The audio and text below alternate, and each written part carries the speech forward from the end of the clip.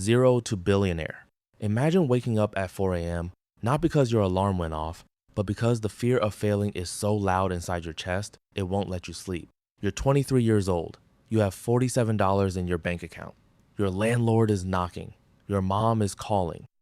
And somewhere across the city, the person who fired you last week is sleeping just fine. That's where this story begins.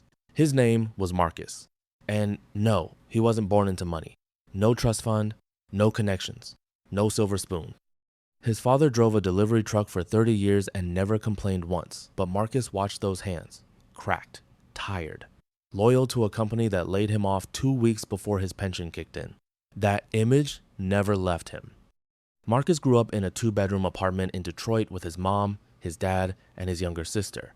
They weren't poor in the way movies show you, they were poor in the quiet way. No vacations, no treat yourself moments, just careful, always careful, always calculating if they could afford the name brand cereal this week.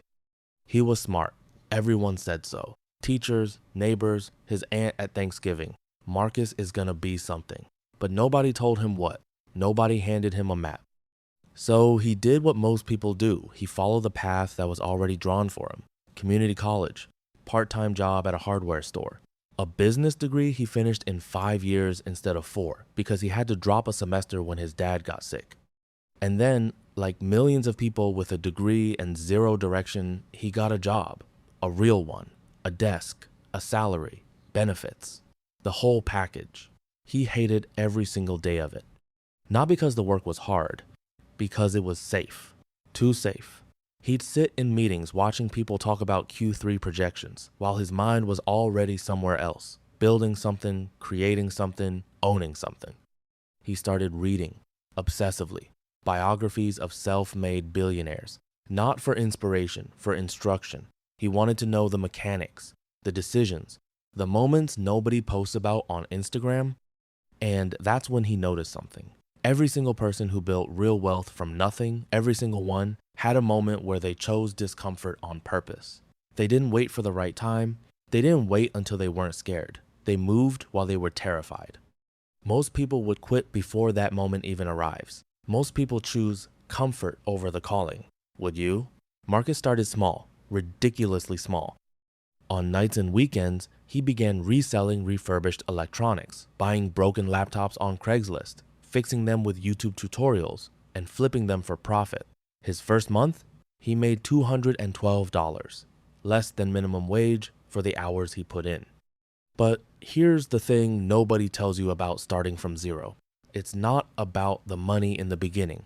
It's about the proof that you can make something happen with your own 2 hands. That $200 told Marcus something money couldn't buy. You can do this. He scaled, slowly, painfully. He reinvested every dollar. He didn't buy new clothes for 18 months. He ate the same rotation of rice, eggs, and frozen vegetables for so long he still can't look at a frozen pea without flinching. His girlfriend at the time thought he was losing his mind.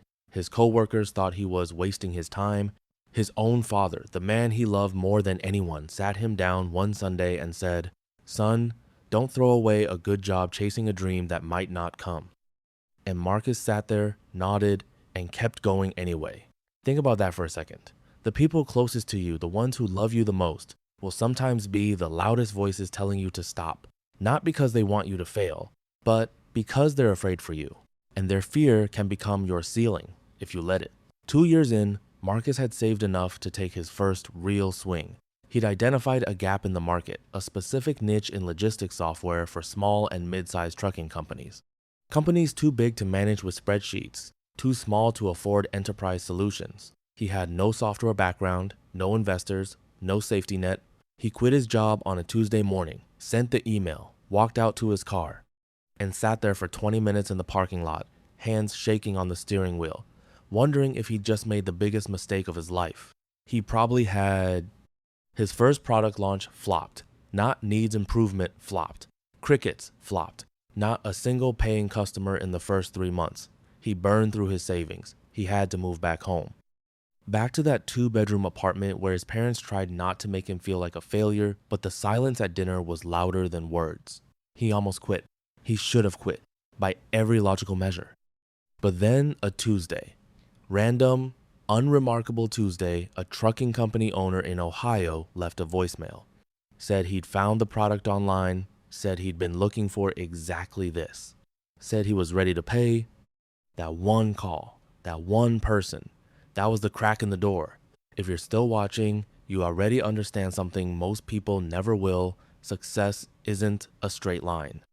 It's a long, ugly, grinding series of almost quitting moments, held together by something that logic can't fully explain.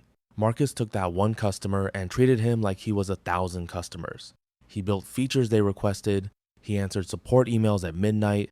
He flew to Ohio on a Greyhound bus because he couldn't afford airfare to meet them in person. Word spread, slowly, then faster, then like wildfire. Within 2 years, the product had over 400 paying clients. Within 4, he had competitors trying to acquire him.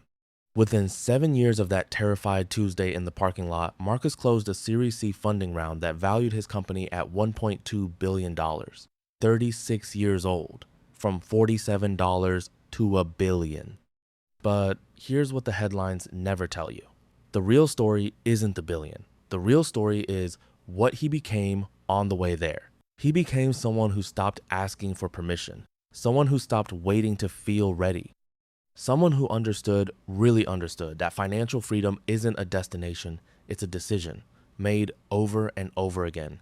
In the moments when no one is watching, when no one is clapping, when the fear is real and the result is not yet guaranteed. There are lessons in this story that I think about constantly. The first one, start before you're ready. Readiness is a myth that comfortable people invented to stay comfortable. You will never feel ready. Move anyway. The second, protect your inner circle, but don't be ruled by it. The people who love you will project their fears onto your dream. Hear them, love them back.